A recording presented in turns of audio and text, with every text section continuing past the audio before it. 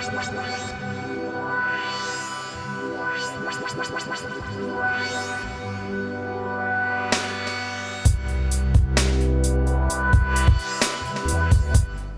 afternoon and welcome to Covfeed News. It's almost 4 p.m. and we have the latest here for you today.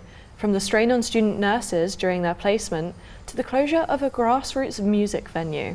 And a look at a community orchestra made up of local volunteers. Now, winter is an especially hard time for the NHS. Much of the burden is put onto hard-working and dedicated healthcare workers. But it's not just professionals who are affected. Nursing students from across the West Midlands have been feeling the pressure during their unpaid work placements. Here's Pei Enjibokan with more. UCAS conducted a recent study that found that the number of people studying to be a nurse had dropped in every area of the country, and it seems that this trend could have a significant impact on the nursing workforce in the coming year. Could it be that our student nurses are feeling unappreciated, or is the NHS not giving them enough support? Student nurses undergo hours of placement to pass their course. During that, they face the harsh realities of working within the NHS. I spoke with student nurses that work within the NHS to find out whether they feel valued or not within the roles that they play. I feel like sometimes there isn't as much appreciation for the things that we do, because at the end of the day we're doing it for free and we're there maybe 13 hours in a day and we're working our butts off. And I feel like sometimes they forget that we're actually there trying to learn, and they take it for granted sometimes. Obviously, as a new nurse, there's like things that are really stressful, but they are, I think, trying to build in a lot more support now. Like the preceptorship that I'm on, we have meetings where we get a day, it's paid, but we get a day where we're not on our ward every 3 weeks, where we get to be with other newly qualified nurses. And then on the ward, we have like regular clinical supervision as well, which is for everyone, not just new nurses. Pei Enjibokan for Covfeed News. Back to you in the studio. We contacted the NHS for a comment, but got no response. A special education needs teacher in Coventry is calling for more resources and support for children with ADHD as they go through to higher education. Adam Glover from Exall Grange Specialist School wants better support in place to help the students prepare for their future. Here is our reporter Rhiann Hansen with more. For years, children within the schooling system who have ADHD have been pushed to the side. I'll be looking into schools who provide support for these children and discussing what the government could do to help. 16% of children stay away from school because of their ADHD once a week or more. Schools like this have facilities in order to help these children engage with their education. Well, our school has many resources which are used to help children with ADHD, such as we have like rooms which the children can go in if they need to throughout the day. You know, if their lessons become a bit too much for them and they're a bit stressed out. I think we've got plenty of equipment. I think we could use some like more iPads, maybe computers, because I think this generation, and especially with ADHD kids, they need stuff like that because that's what they're interested in nowadays. Although a lot of these schools are doing a lot to help children with ADHD, they are lacking a lot of support from the government. And this isn't just about the younger children, this is about them growing up and going into further education. It's just us at the moment, it's just the teachers trying to do it all, and you know, it's really hard with ADHD kids, especially because now we've got more kids that have got more disabilities with them, and it's harder to pay focus to the ADHD kids because you've got all the other disabilities you've got to pay attention to as well.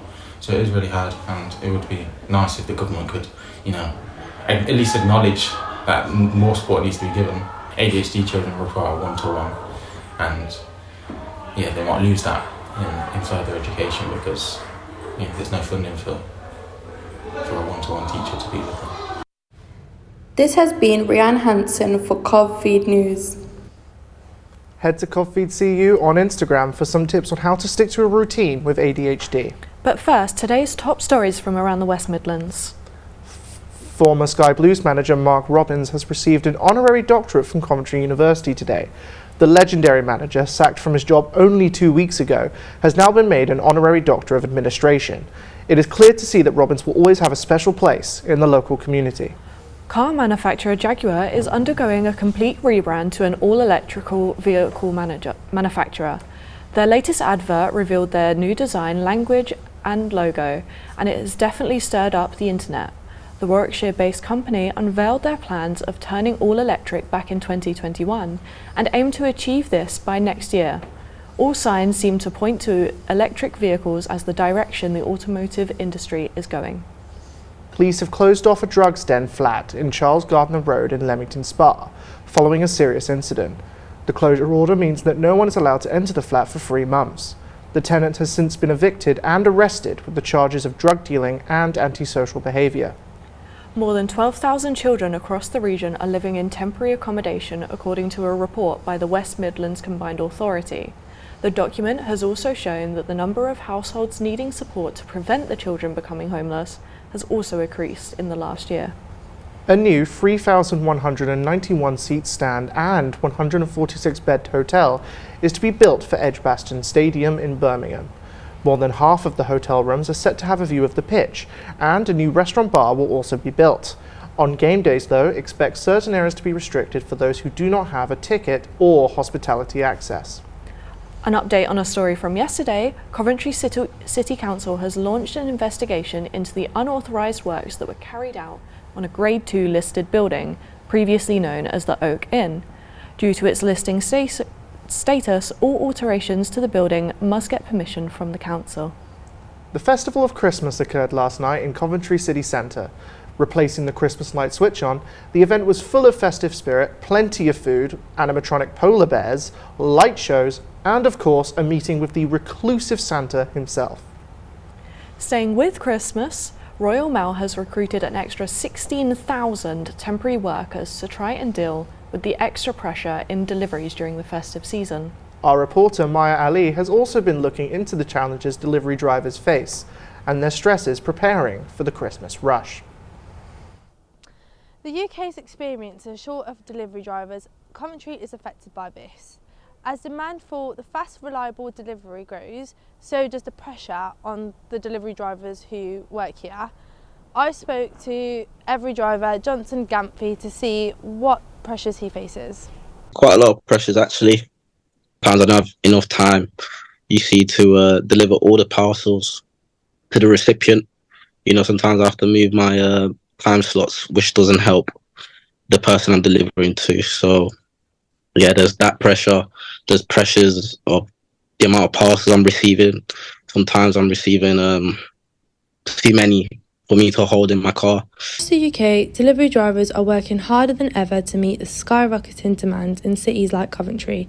Online shopping is expecting to surge by over 30% in the Christmas season. But with a shortage of workers, there are simply not enough people to keep up with the volume. I spoke to Depop worker Jack Shaw, who says that there's a lot to get through. So we're the main depot of this one for every Hermes, the same kind of company. So we do sorting from other depots, and then we distribute to 15 or 20 local depots. You know, coming in November, Christmas is coming up. There's a little bit of pressure, obviously, to get things out before people are waiting on deliveries. Now that's all from me today. This is Maya Ali for Covfeed News. 12 historic sites around Coventry have been listed as at risk in a report by Historic England. Our reporter Frankie Fajardo has been looking into this. Green space. Buildings that connect us to the past and to our local heritage. But many are under threat. A recent report from Historic England found that 12 historic sites in the Coventry and Warwickshire area are at risk of irreparable disrepair. Sites like this one, the Lady Herbert Garden in Coventry city centre, could be lost forever to the sounds of time. To understand more about the importance of physical spaces in preserving history, we spoke to historian Chris Smith to find out more. I think it's interesting that you can kind of keep some aspects of the built environment which people like to visit, people like to have some sort of attachment to the past. But as a professional historian, I don't think it's hugely important what survives. What's perhaps more important is, for example, the written record rather than the sort of the material object. It's obviously a very lovely kind of 19th century building I think that does provide a window into the past. Certainly if you could, for example, to Coventry Cathedral, which obviously has the new cathedral side by side with the one which was again bombed in the Second World War. I think you could just take a walk around any part of Coventry's many suburbs and you see kind of 19th century for the industrial workers, it would be for the car manufacturers, and then a little bit earlier than that would be people like the ribbon makers who populated Coventry.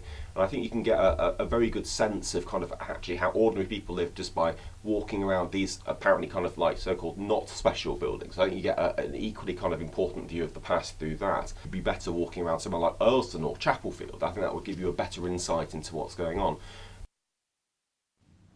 While the future of many of these historic sites lay in the balance, it is clear that they have been here for quite some time, and likely, whether in disrepair or in full glory, will be here for quite some time more. Francesca Fajardo, Covfeed News. A unique music venue that offers opportunities for grassroots artists to showcase their work is set to close in the new year. One of the final events at LTB showrooms took place this week, a collaboration between Coventry and Warwick University students. We sent our entertainment reporter Corey Wilkinson along. There aren't many venues like Coventry's LTB showrooms. It's a community arts and music venue located in the former pub. LTB has showcased the grassroots culture of Coventry for over 3 years, but as part of the City Centre South redevelopment plan, the space is set to close in January. A collaborative gig set up between Coventry and Warwick students this week showed why this space has been so important to local creatives.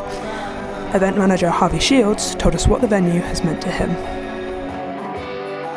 I think that venues like this are the most important thing for creative students, whether it's being an artist or a musician. Having a space like this is the most important. I mean, where I grew up, there was nothing like this, and coming here, you kind of go, whoa, like there is somewhere where I can go and sort of demonstrate how I feel, or like just what I want to do in general. It's a shame that it's going to be going,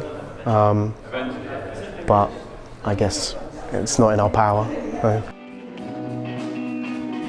Local indie rock band Mirage was part of this collaboration.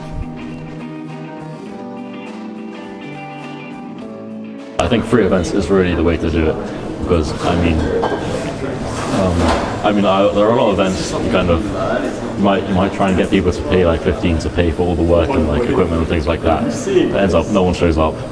So this is really a nice way, because it helps both our bands by getting as many people to come as possible, to get as much influence as possible, while also like just helping out the local community and things like that by allowing people to go to these great events. LTB will not be around for much longer, but we have been told by owner Alan Dana that a follow-on space is in the works, giving hope to the DIY arts community of Coventry.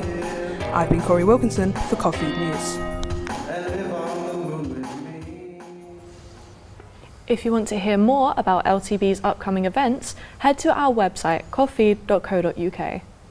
Now, you know I was actually at that gig. Why didn't I get an invite? Oh, okay, yeah. that makes a lot of sense. No, it was really, really good. The venue was just full of energy that night. The first band, I think they were called Zarfuna. Zarfina. That's a great name. Okay, what would your band name be? That is such a good question. It'd have to be a play on my last name. Light Wolf.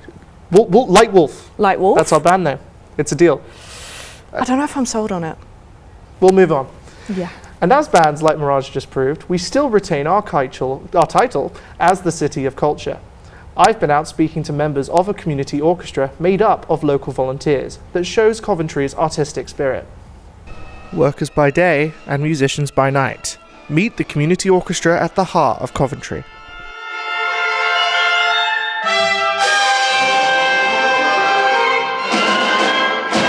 My name's Alison MacDonald. I'm 57 years old, I think, and I actually work at Jaguar Land Rover in procurement. So I've been involved in this orchestra for around 6 years now.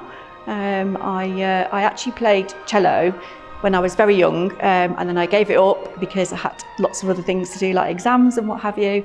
And then when I was about 45, I decided to start playing again. It makes you think differently. So, and also as an adult learner, it's really good to learn something like music or a language or something like that, because it gets your brain thinking a bit differently. But to be part of this, and we play for charity, so we're making money and helping the community as well, it's a really nice thing to do. My name's Jacob Phillipson, I'm 29 and I'm a mechanical engineer. So I play the French horn here, but I can also play the violin and the viola. I guess it speaks to a different part of you when you're playing sometimes. You can get into it and it fulfills a different aspect. Don't know. It's just, music's been part of my life for a long time, I guess, and it's just nice to play it and nice sitting in the middle and feeling the sound waves and that vibe go through, and when you sit in the middle of the chord and that is good.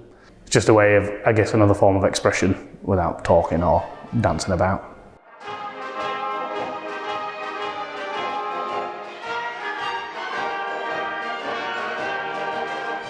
But how is this orchestra supported?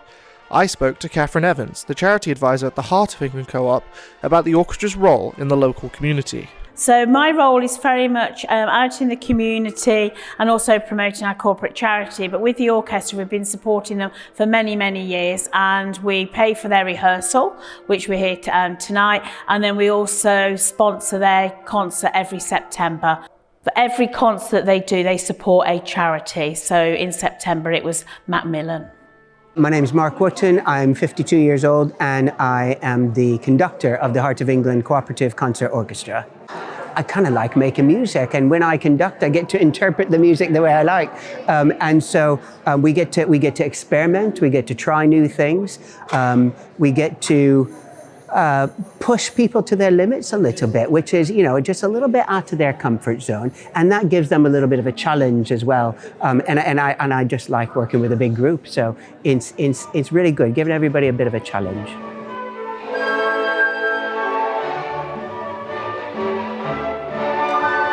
The Heart Cooperative Community Orchestra has been around since the early 1900s. Let's hope it'll stick around for a lot longer.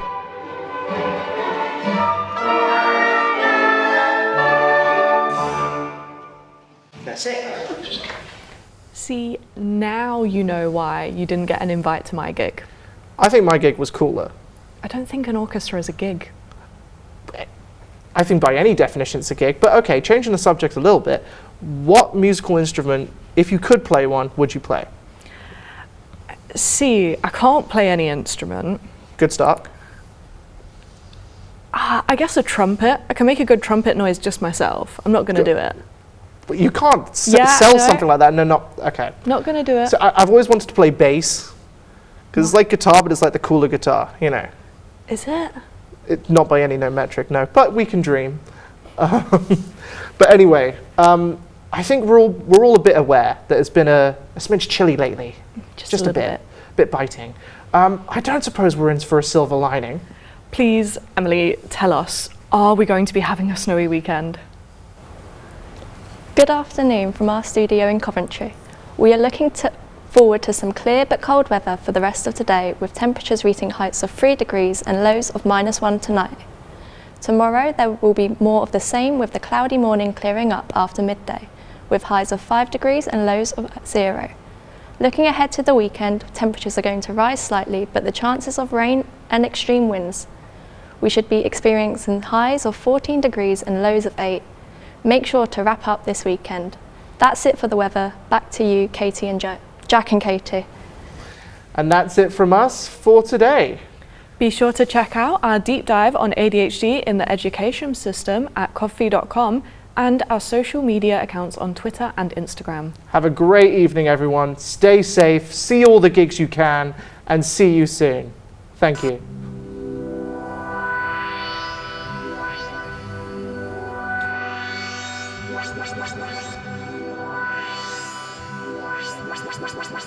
Wow.